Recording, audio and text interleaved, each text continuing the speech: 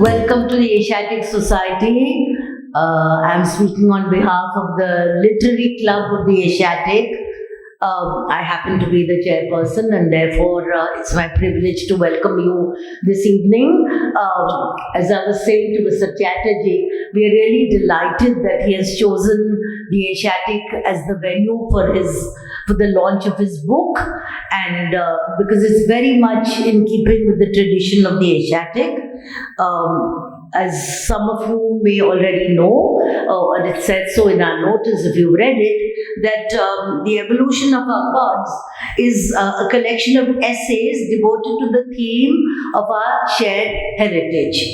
And through these essays, the author has tried to share how our basic understanding, religious beliefs, and iconography regarding our gods and goddesses have been influenced by philosophies that are both indigenous and of foreign origin.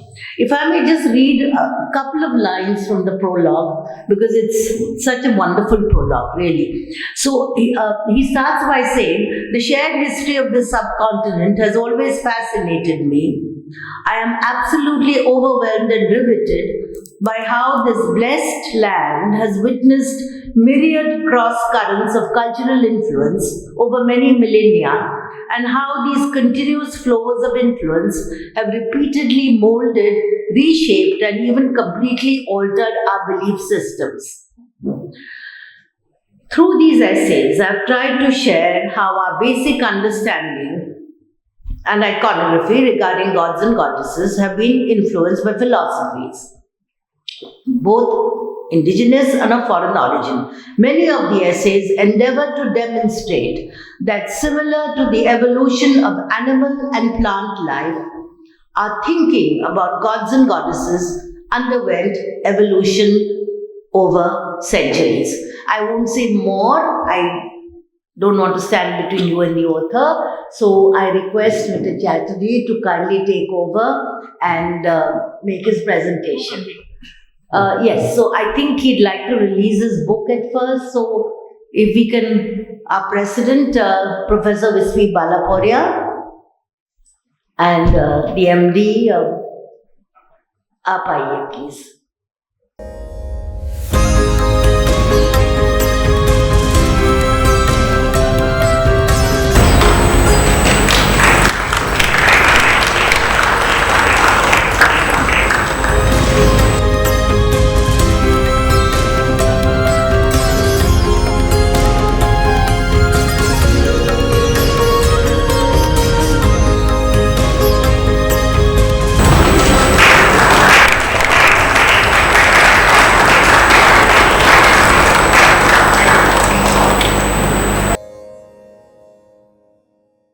Hello and good evening.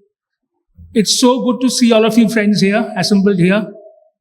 I can see my colleagues, friends, colleagues from for so many years. So the topic of today's talk is the evolution of our gods, which is the title of my book. But before I get into the topic, I want to share something, which is my family connection with the Asiatic Society. Premchandra Targavagish was my grandfather's grandfather, who was born in 1806 and he passed away in 1867. He was a professor of rhetoric at the Sanskrit College, Kolkata. The Asiatic Society of Bengal was established in January 1784 by Sir William Jones.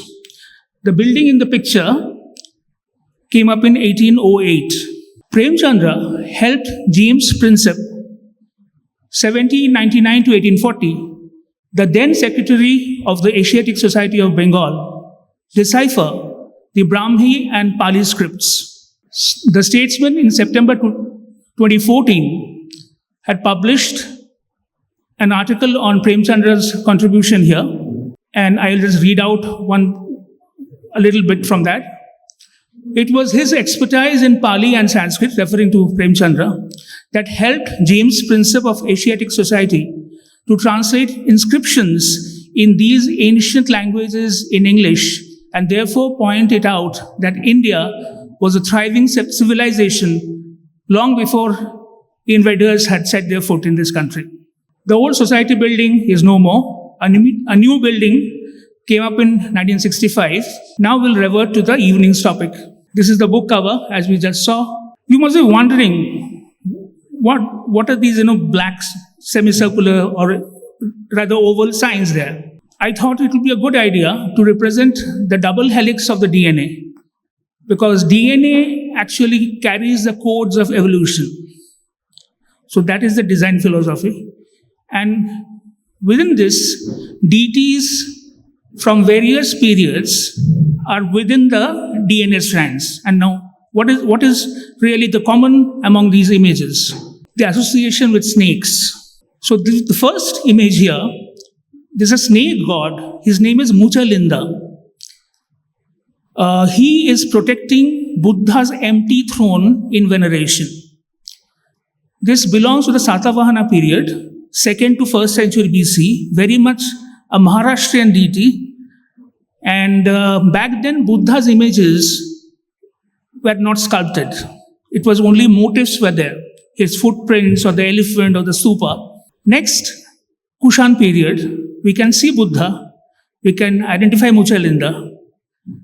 And because by then, Buddha's images were in vogue. But there is an increase in head count. Earlier, there were only 5 hoods. We now see 7.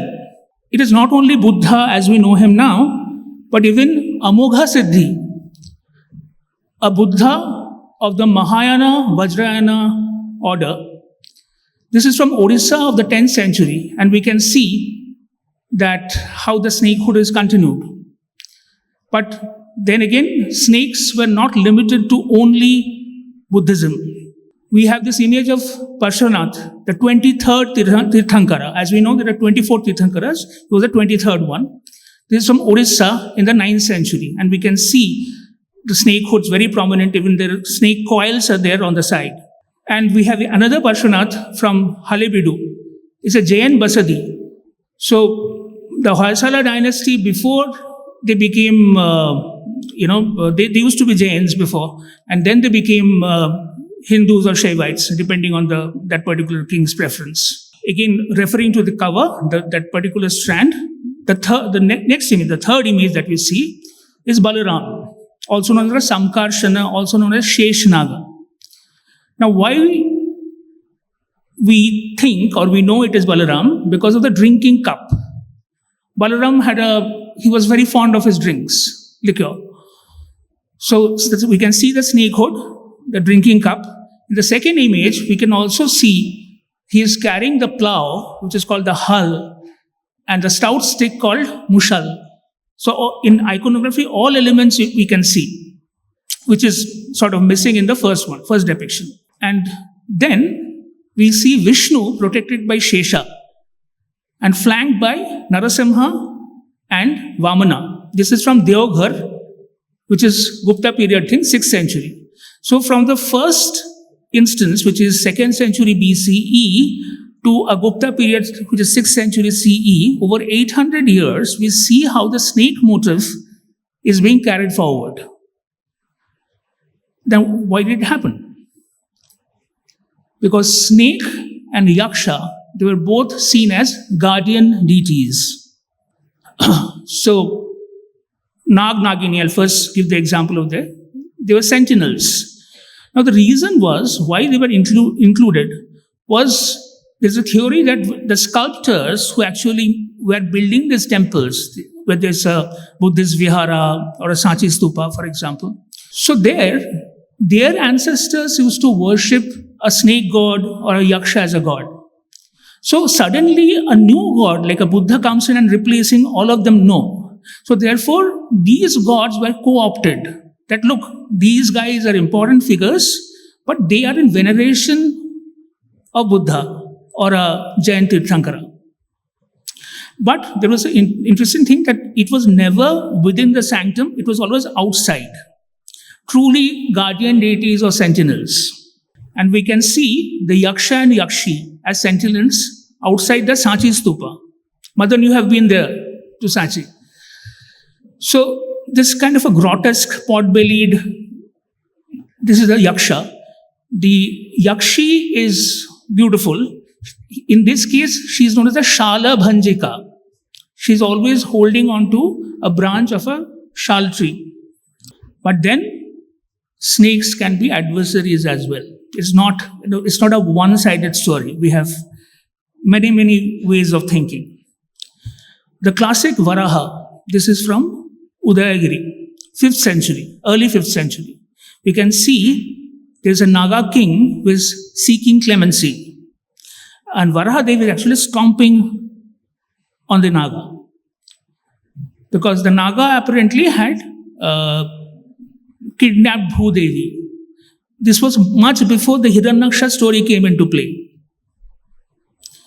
And we can see it in Mahabalipuram as well, which is in the 7th century. Again, we are seeing the same Naga seeking forgiveness. And this particular icon of Varahadev cradling Bhudevi so lovingly, it is possibly one of the most touching images that we see from ancient India. And we see the same Naga motif is being carried forward. The first image is from Khiching, Orissa, from the 10th century, and the Rani Ki Bhav from Patan, Gujarat, from the 11th century. So one can see that sometimes the Naga, in the first image, we can see that it's a sort of in the zoomorphic form, which is pure animal, where in the second image, you will see it's an anthropomorphic. So it's a mix of Naga hood and a human figure. And finally, the snake is replaced by Hiranyaksha, Hoysala dynasty period sculptures from the 12th century. It's there's no Naga here anymore. You won't see a hood or anything. Nothing of the motifs are there. But the adversary saga actually predates. And how? Here is again a beautiful sculpture from Devghar, Gupta, 6th century, Gajendra Moksha.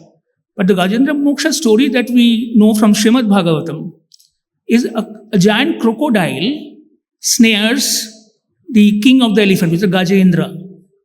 And that king elephant, when he prays to Lord Vishnu comes in on his Garuda and kills the crocodile. That's the story that we know. But here, in the 6th century depiction, it is a Naga and with a Nagin. Both are seeking forgiveness. So perhaps Srimad Bhagavat was still in formation. It was still being written when this sculpture came about.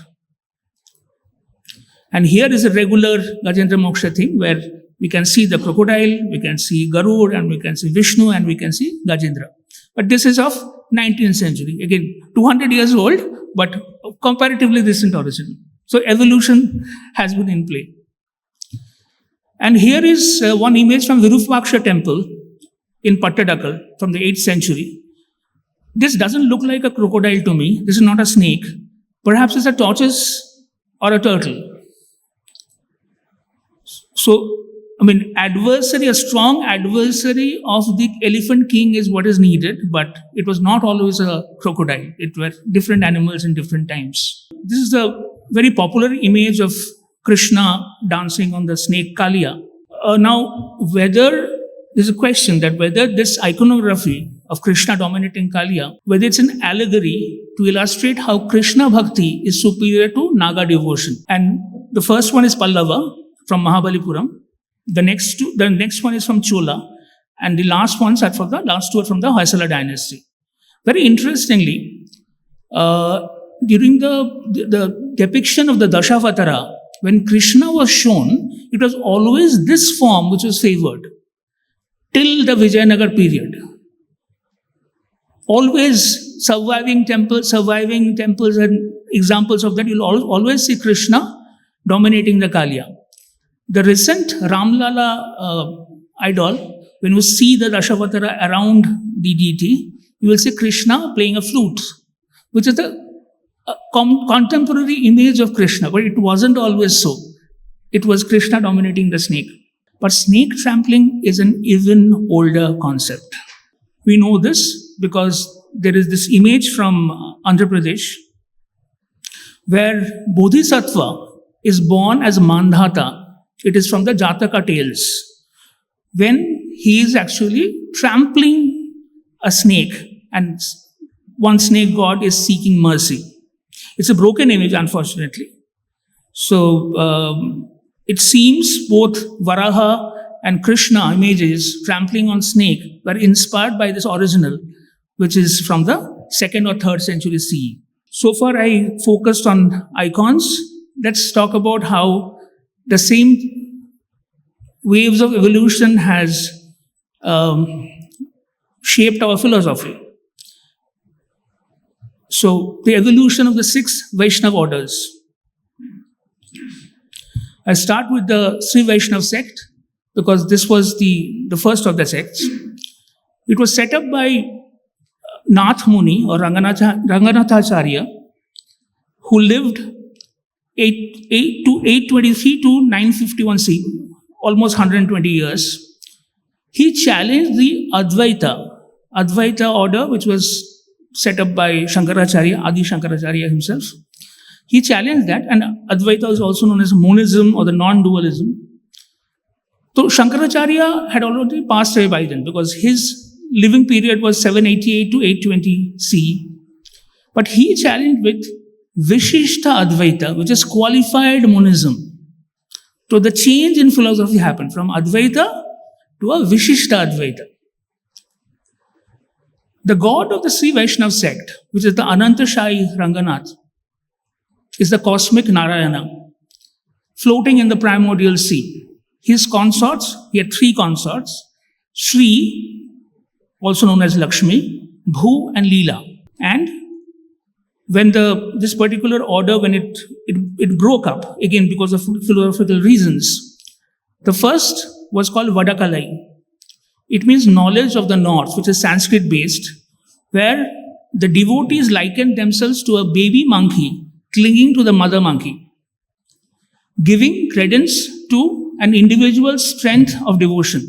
However, the second one, which is Tenkalai, meaning knowledge from southern or Tamil regions, opted for Prapatti or Sharanagata Marga, which involved total surrender to the Lord as a kitten is to the cat mother. The cat mother, whereas the baby monkey clings onto the mother, the kitten completely depends on the mother. And the mother picks it up and carries it to various places. And also, the next one was Sanakadi. Nimbarka or Nimbaditya, 1130 to 1200 CE, he preferred Dvaita Advaita, both the philosophies. He doesn't distinguish because he simultaneously supported Shankaracharya's Advaita, monism, and Dvaita, dualism. Very importantly, this sect, the Sanakadi, venerated Gopijana Bhallava Gopal Krishna and his Ladini Shakti. Ladini means source of happiness. Sri Radha. Sri Radha was not worshipped before. So we see only from this period. Next is Brahma. Madhvacharya, 1198 to 1278. See, there is a little controversy there. Some people believe he's lived between 1238 to 1317 CE. He was a proponent of Dvaita or the dualism school of Vedanta. So again, it's not that one size fits all is not happening. Sometimes it's Vishishta Advaita. Initially it was Advaita, then it became Vishishta Advaita, and now we are seeing Dvaita, rejection of the Advaita system, rejection of Vishishta Advaita as well. This particular sect worshipped Vishnu and Lakshmi, also worshipped Brahma and Vayu, the god of winds, as children of the divine couple. Madhvacharya was seen as devotees as a third incarnation of Vayu after Hanuman and the second Pandava, Bhim. Then is the Ramananda sect. Ramananda 1300 to 1380 CE followed the Vishishta Advaita philosophy. So again, reverting to the founding fathers. Sri Ramananda and some of his disciples worshipped Sri Ram, the 7th avatar, the Dashavatar pantheon. And Ramananda was the guru of Kabir and many other important saints of this period. The current temple of Ramlala, that is run by the Ramanandi order. Then comes the Rudra sect. Acharya Vishnu Swami in the 13th century CE, he was the proponent of the Shuddha Advaita. Again, the term is changing. He was succeeded by Vallabhacharya, 1417 to 79 to 1531. Under Vallabhacharya's influence, we see a renaming of Rudra became a Pushti Marga. The devotees still run Krishna temples at Nathdwara, where Krishna is worshipped at Srinathji, and at Dwarka, Dwarkadhish. And finally, the Gaudiya Vaishnav, this particular order was set up by Chaitanya Mahaprabhu, 1486 to 1534. He came up with this philosophy, Achintya Bheda Aveda, where Achinta means inconceivable, while Bheda means difference, and Abheda translates as no difference. Meaning, these different philosophers are existing in tandem. The deities, Radha, Krishna, and Mahaprabhu. But again, Mahaprabhu, in the initial period, Mahaprabhu was not part of the pantheon. He came in later. We are now going back to iconography. Evolution of Chamunda and Tara. The cover, the right-hand side of the cover now. So Chamunda, the concept of Chamunda came from the Saptamatrika. And Saptamatrika came from Ambika. Ambika was fighting Shumbha, Nishumbha and other demons. And from her frown came out the Saptamatrika. And who were they? We have Brahmani. And we can see the iconography here, that holding a child, she is carrying the Akshamala, and she is on a duck or sometimes a swan. Maheshwari. You can see the bull, you can see the trident, Maheshwari. Then comes Kaumari. Kaumari is the Shakti of Kumar or Kartik or Skandha or Subramaniam of the south. You can see the spear in her hand, and she is seated on a peacock. Now, thing is, this Kartik is hardly worshipped, in north or the east of India anymore. But back then, Kartik was a very, very important god. He was the Dev Senapati Kartik, the commander of the Dev army. So Kaumari was also very important. Next is Vaishnavi. We can see the chakra, we can see the gada, and she is seated on Garuda. Next is Varahi. Unfortunately, her hands are, some serious damage has happened. So sometimes Varahi holds a fish in her hand.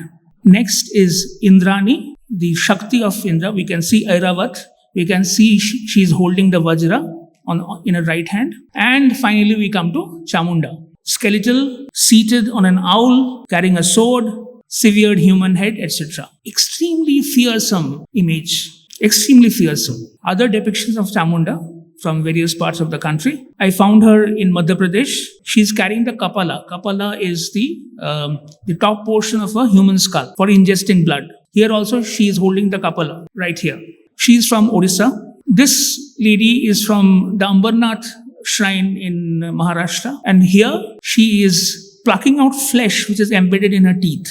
Definitely a non-vegetarian Chamunda. And she is from the 11th century. And this is from Hoysala period, this thing. Again, plucking out flesh, and Karnataka in the 12th century. So we see Chamunda from various parts of the country, but again, as I said, extremely terrible. And just juxtaposed to this, we have the benign Tara, the Buddhist goddess. 21 forms of Tara used to be there. Khadiravani Tara, she was also known as Shama Tara or Green Tara, associated with enlightenment and peace. We don't see any violence anywhere here. And a Buddhist goddess. There were, as I mentioned, there are 21 forms of Tara. Some Taras were violent, like wrathful forms, Vajra Tara, Vrikuti Tara, and Ugra Tara. They are wrathful forms of Tara, holding weapons. In some cases, in the second image, if you look closely, you will see Ganesh is actually fleeing, is in the iconography. Now, what happened in Bengal? The evolution of Ma Chamunda first happened to Dakshina Kali happened first. From a very terrible to the very terrific. The benign Ma Kali happened, Dakshina Kali. And also happened after the collapse of Buddhism, the whole concept of Tara, in Bengal especially, there were conflation of Kali and Tara happened. And so much so, today, the deities Kali and Tara are one and the same in Bengal. So there are so many Shama Sangeet, the devotional Kali Sangeets in Bengal, where the names are completely interchangeable. So there were many saints poet saints of Bengal, such as Kamalakanta Bhattacharya, Ram Prasad Sen, and his son Ram Dulal, who celebrated this aspect of the Divine Mother, or the Universal Mother. I would like to sing one song which celebrates this universalness. Jenechi tara, tumi jano bhojer baji.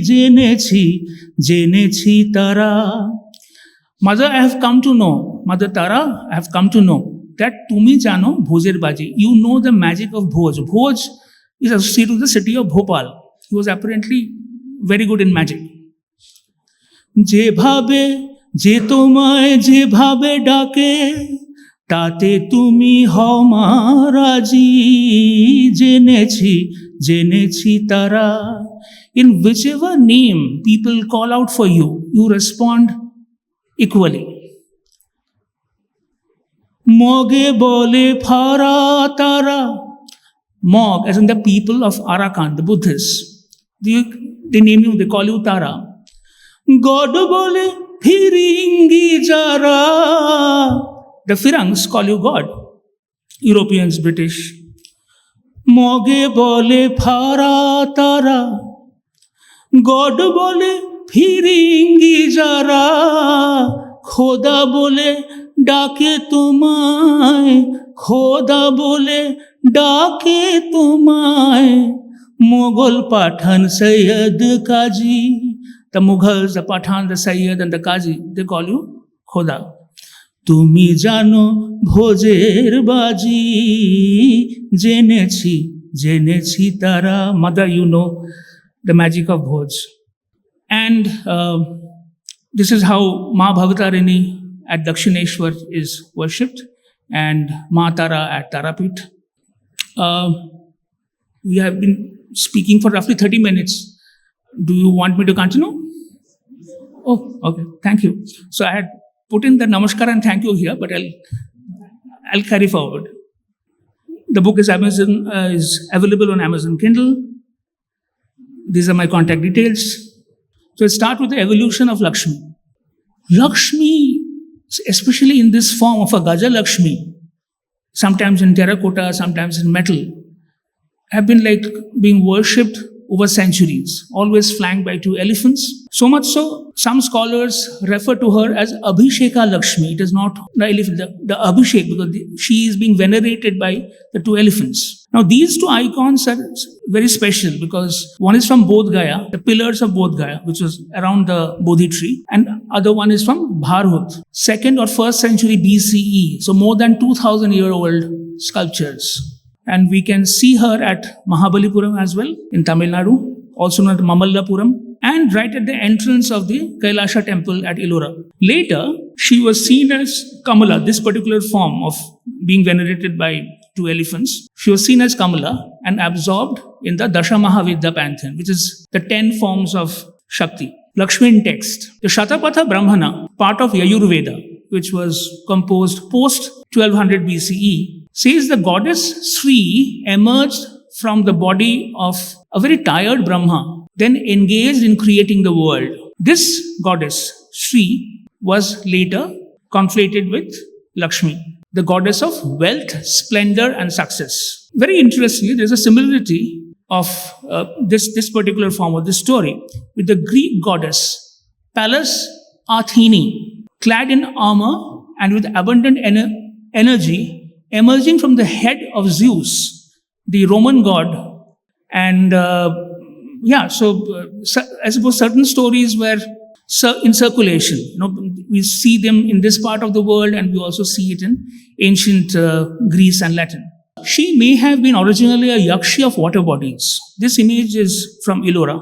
But we know the story of from the Srimad Bhagavat, where during the churning of the primordial sea, she comes out of the water. We can see seashells, clams all around here. So this is the original image, and I've zoomed in. We can see these sea creatures. And Ardaksho, a goddess in Kanishka's coin. Kanishka is seen here.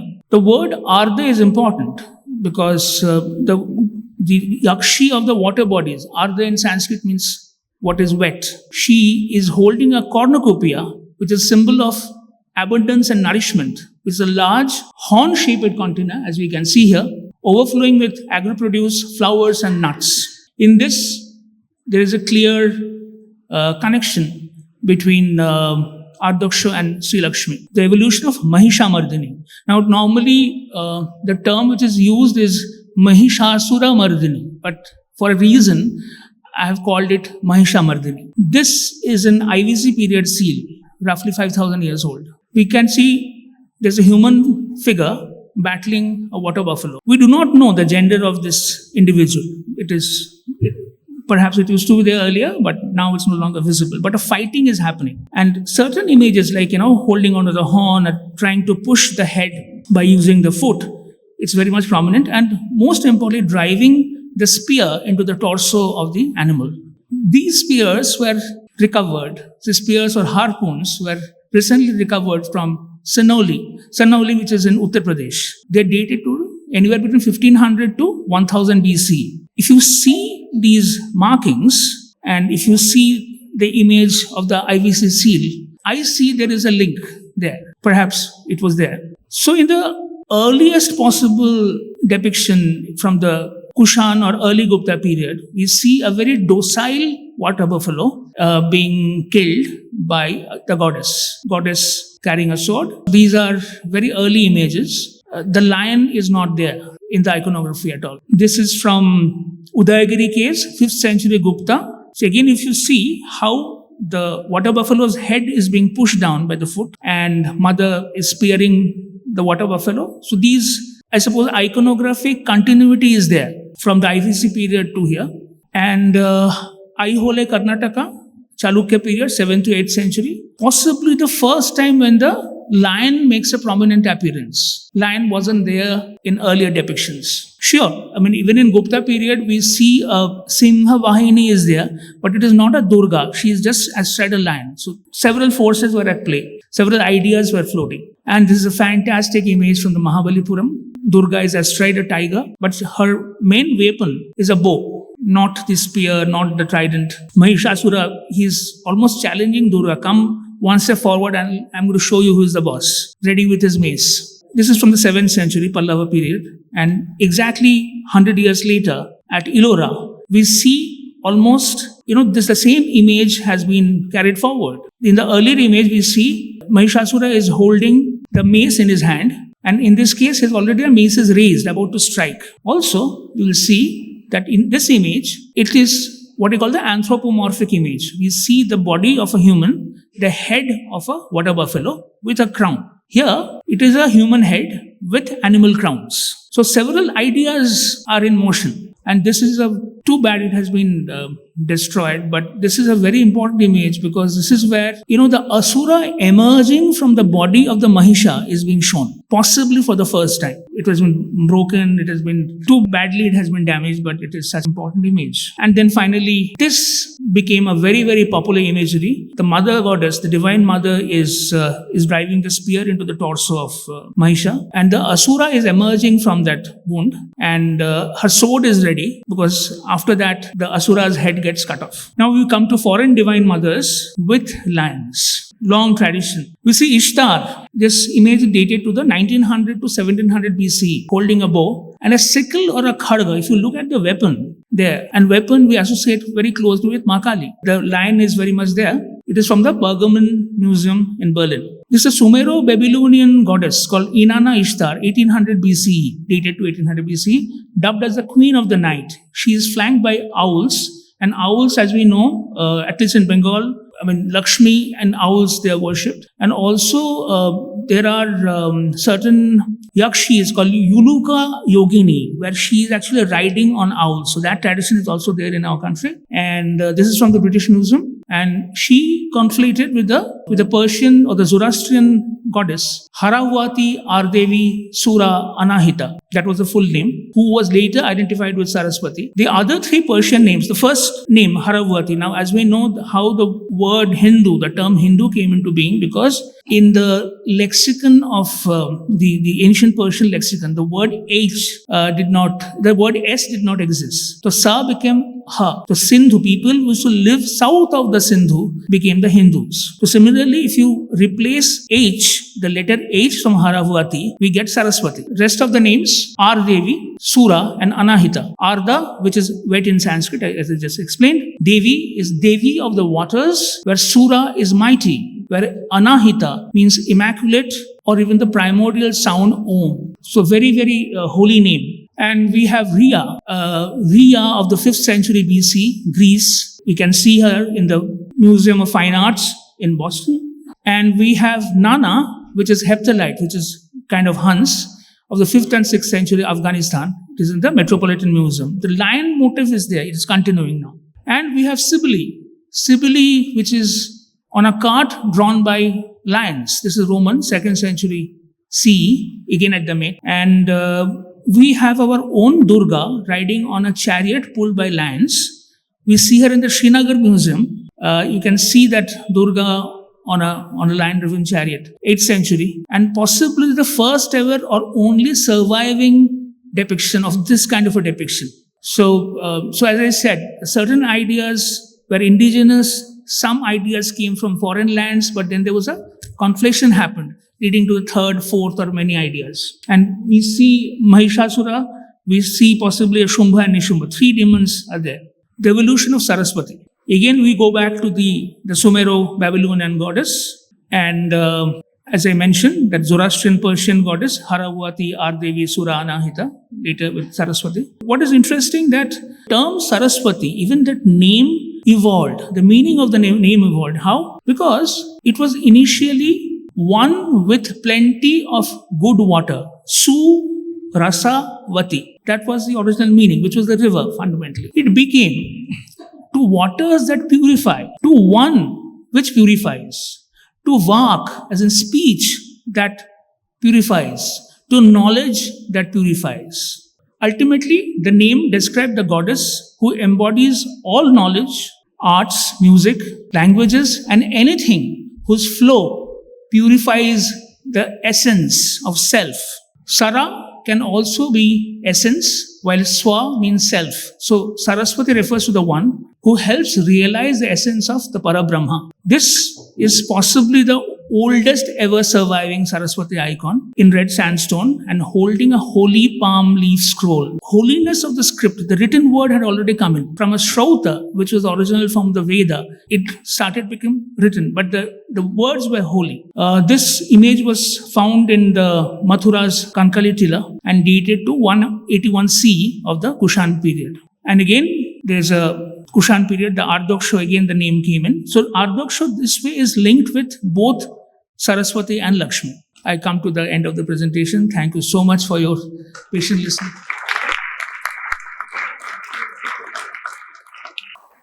Any questions? Yes. Yes, please.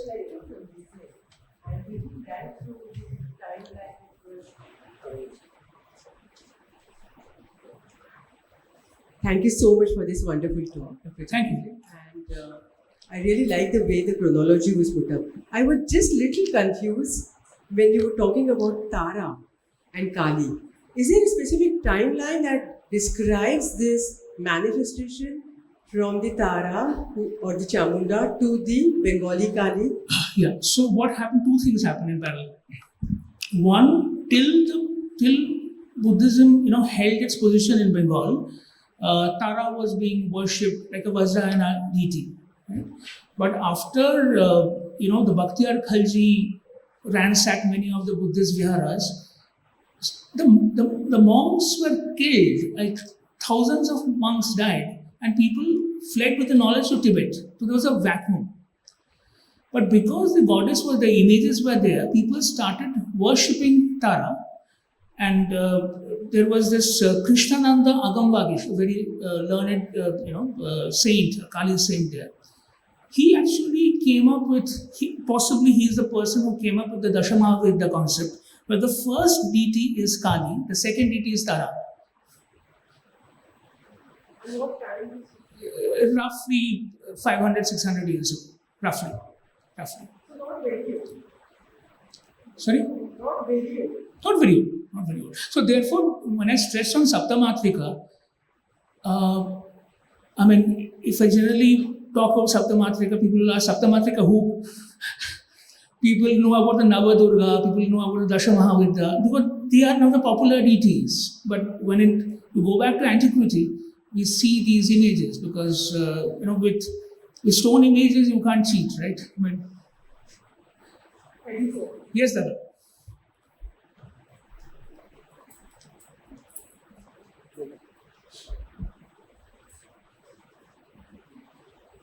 Something very interesting you said, which I partly knew, that Radha did not exist in Puranic stories. And you touched upon that. Can you elaborate? When did Radha exist? Was she born? Was Geet Govindam, yes, Jayadev was responsible for it. Yeah, so the Sanakadi sect and Jayadev, the sect and through Geet Govindam, Radha first came into prominence. There may have been stray mentions in very, very rare Bengal manuscripts from the 9th century onwards, but in iconography, we don't get to see Radha at all before the 15th century. So Krishna, either she is surrounded by gopinis, or he is standing alone, or he is flanked by his two wives, Rukmini and Satyabhama. So that is how the iconography went. So it's only later the Gaudiya Vaishnav saints, when they landed in Vrindavan, this veneration of Radhika and Krishna, the popular worshipping started, not before that. Yes, please, ma'am.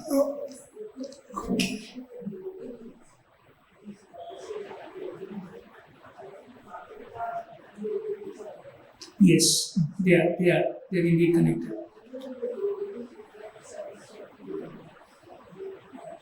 Yeah, so for example, Ambika, in the Jain culture, she's a Yakshi of the Tirthankara Neminath. So, and see, fundamentally, the way religion grew in this country, the first form of worship is, please don't harm me.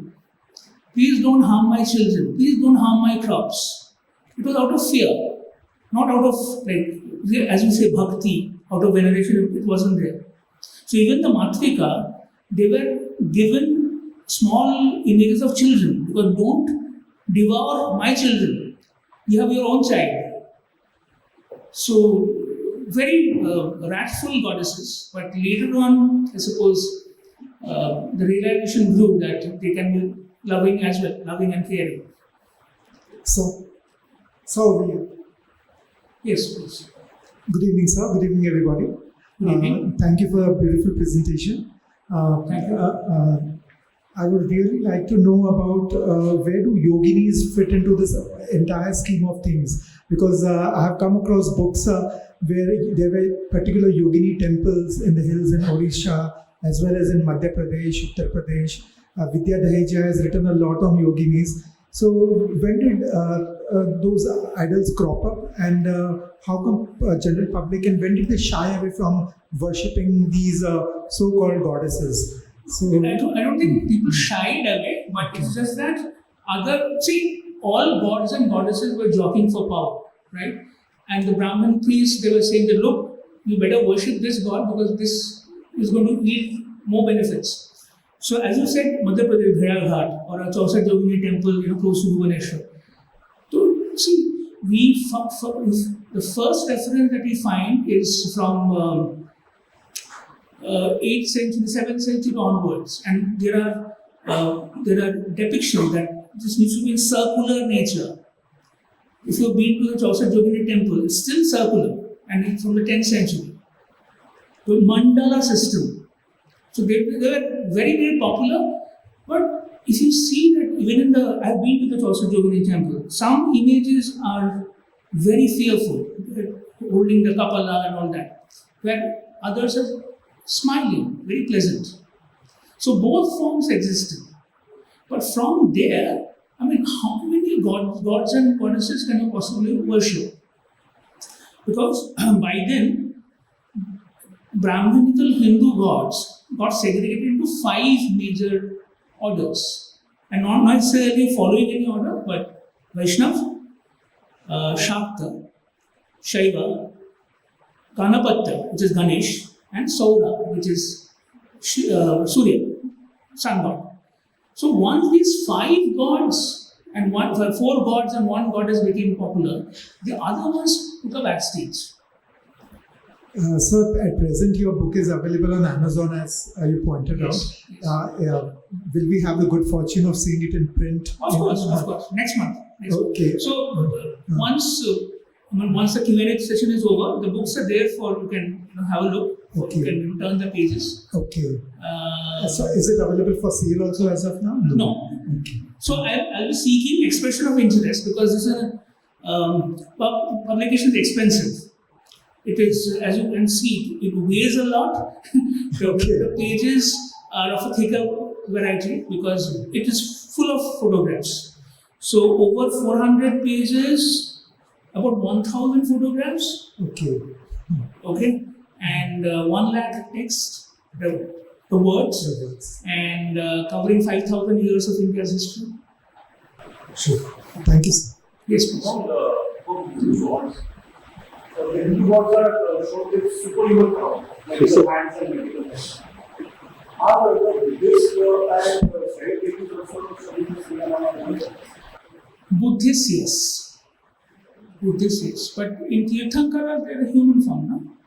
Or see, it's like this. When you say Ambika, for example, Ambika can have 4 hands, not more than that. This is typically in Hindu. But in Buddhist, especially in Vajrayana Buddhism, multiple heads, multiple hands. It was almost like, one religion looking at the other saying, hey, I really like this thing of yours. Can I have it? So it was a free flowing, it was an exchange of ideas. It was not like, sorry? Jainism. When did the worship of Dattaguru start? See, Dattaguru, for example, here in Maharashtra, he's a much venerated god, right? So there are stories also that how he is a combination of the Trinity, Brahma, Vishnu and Maheshwara. So, but not so widely worshipped. So, yeah. Again, as I said, the reason being that there is a limited appetite of people. Once we know of at least these 5 gods, because typically the Panchayatana worship, which is again popular in Maharashtra, Karnataka, your life is set. Yes. Possibly didn't exist. I do not have any idea. Because see, typically so this book deals with philosophy, which is Vedas, Puranas, then Sthala Purana, which is the local legends of South India. Then we have history, and we have archaeology and photographs. So when you go to a temple like a Kailash temple of Ellora, do you see image of Dattaguru? No, not there. So was it popular? Maybe among some people, maybe the worship had started, but not so much visible. Yeah. Hello. Yes, please. You talked about the connection between Horavati and Saraswati. So that was very interesting. But was it an inward evolution or outward evolution? Is from Saraswati to Horavati or? See, the Aveshta, which is the ancient Zoroastrian text, and the Rig Veda, they belong to the same period. So Rig Veda, Saraswati as Vagdevi, she is one of the composers of Rig Veda. She herself is writing. So how can you say that it started from here, then we exported, or it originated somewhere else? Maybe there was a common culture among the people. It was that land was just divided by the Sindhu, and before the birth of Buddha, so around the 6th, 7th century CE, parts of India were occupied by Persians. To present-day Punjab, till the northwest, Persians were there and they crossed over the Sindhu. Yeah, even the iconography of Surya has the same story. Sorry? Iconography of Surya. Yeah. It has the same story, like. Yeah, so the Mithra, the word Mithra is a Persian god as well as a god of the Hindu pantheon. So that's why I stress on the word shared heritage. Na tera, na mera, hamara. So that is what I believe. Thank you. Yes, please.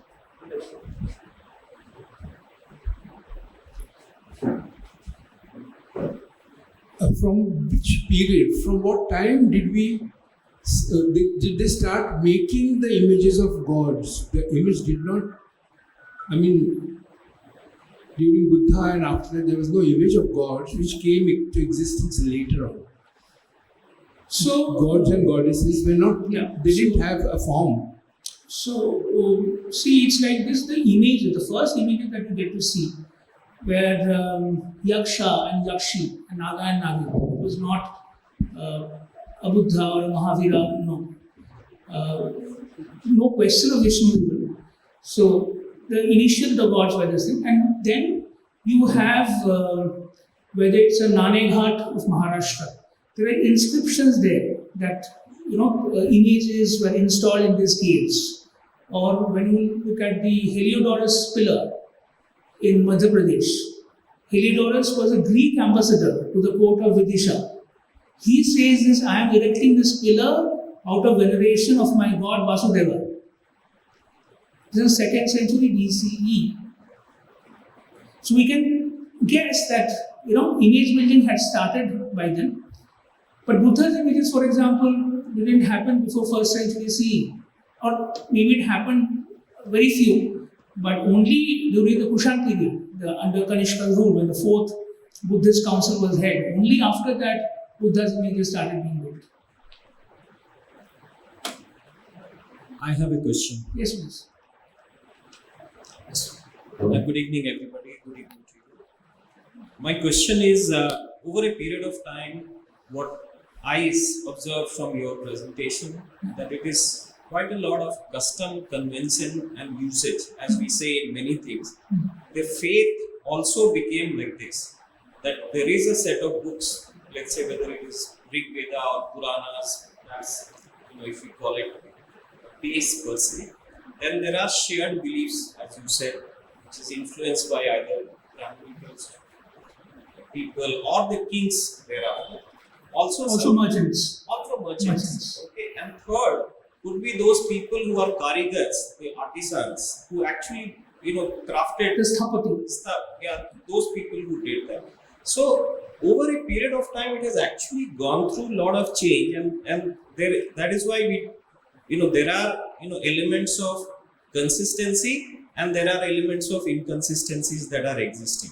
So, actually, there is no right and wrong. It is just that it's a shared belief. What suited people, they started following, saying, look, what gives me happiness or a joy or a protection, as you said, it is okay to do that. And that kept on influencing, and over a period of time, right from the BC stage to 19th to 20th century, we have seen such a phenomenal change. So, the word Sanatan, the way I interpret it is as in continuum. To change in continuum. It was something, it became something, then it was something else altogether, then maybe it reverted to the old form, then again it moved forward. Such is the beauty of our country. And effectively, there is no right and wrong in that. As long as it supports your own faith and it gives you happiness and it does not affect anyone else, it has evolved in that order. True, absolutely true. Yes, please.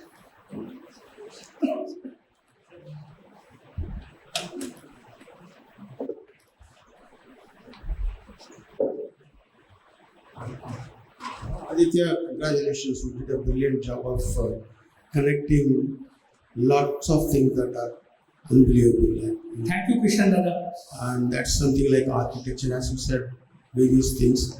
But one minor point of disconnect I have, which is you talked about Kartikeya. Kartikeya, yeah. That is pre-Ramayana, because in Ramayana there is Kartik is mentioned. in one of the Sahasrama says, I pray to the Kartikeya and so on, that many people don't know. But how did we, while it is powerful even today and claimed to be 2000 years old in South, how did we lose out in the North? Any idea on that? So again, I mean, all these gods and goddesses are jockeying for popularity. So what happens is, because Shiva became so popular, so widely worshipped, Shiva's son Kartik. So when you see, especially again in South India, where Soma Kartik, that Soma Subramaniam, or that thing is there, where Shiva and Parvati, they're seated, and between them, as a baby Kartik, he's standing. So so Shiva's son, okay, we follow the father, we worship the father. The son is important, but not so important. Okay, anyway, it's just that we stirred. Thank you. See, Kartik, for example,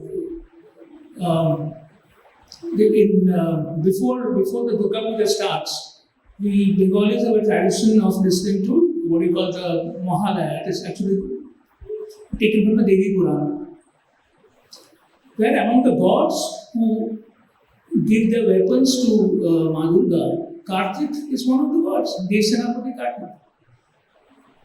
Right? So definitely in antiquity, Kartik was an important god, but later pushed back.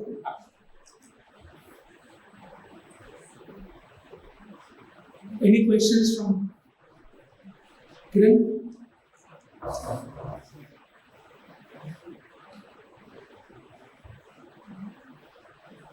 Vaijayanti, you ask a question.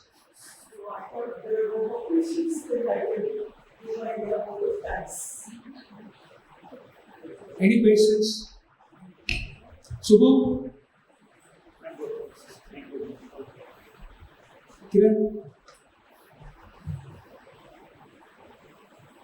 Thank you very much.